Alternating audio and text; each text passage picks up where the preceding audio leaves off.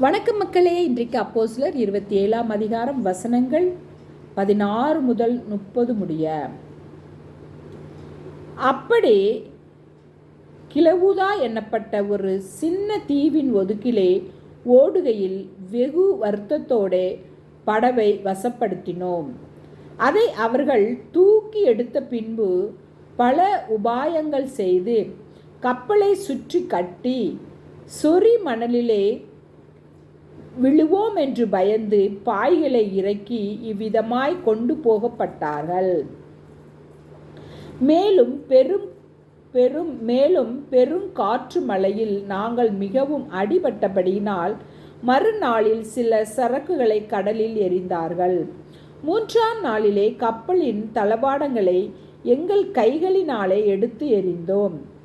அநேக நாளாய் சூரியனாவது நட்சத்திரங்களாவது காணப்படாமல் மிகுந்த பெருங்காற்று மழையும் அடித்து கொண்டிருந்தபடியினால் இனி தப்பி பிழைப்போம் என்னும் நம்பிக்கை முழுமையும் அற்று போயிற்று. அநேக நாள் அவர்கள் போஜனம் பண்ணாமல்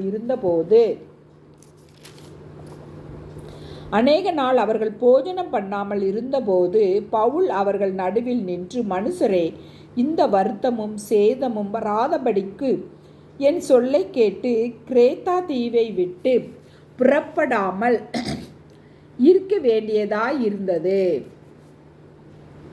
ஆகிலும் திடமனதாயிருங்கள் என்று இப்பொழுது உங்களுக்கு தைரியம் சொல்கிறேன்.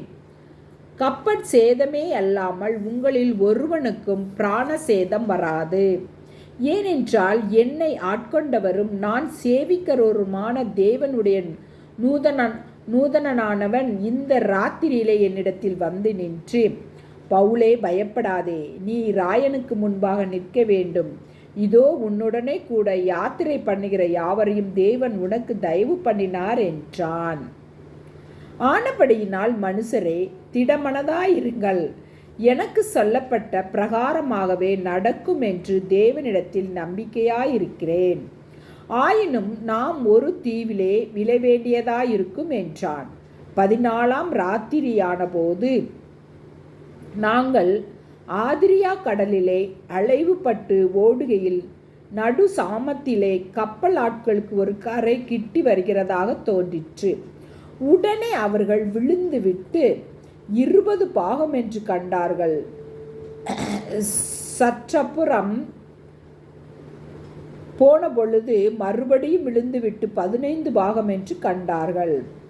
பாறை இடங்களில் விழுவோம் என்று பயந்து பின்னணியத்திலிருந்து 4 நங்கூரங்களை போட்டு பொழுது எப்போது விடியுமோ என்றிருந்தார்கள். அப்பொழுது கப்பலாட்கள் கப்பலை விட்டோடி போக வகை தேடி முன்னையத்திலிருந்து நங்கூரங்களை போட போகிற பாவனையாய் படவை கடலில் இறக்குகையில். ஆமேன். மக்களே, வீடியோ பிடிச்சிருந்தா லைக் பண்ணுங்கள், ஷேர் பண்ணுங்கள், சப்ஸ்கிரைப் பண்ணுங்கள். தேங்க்யூ.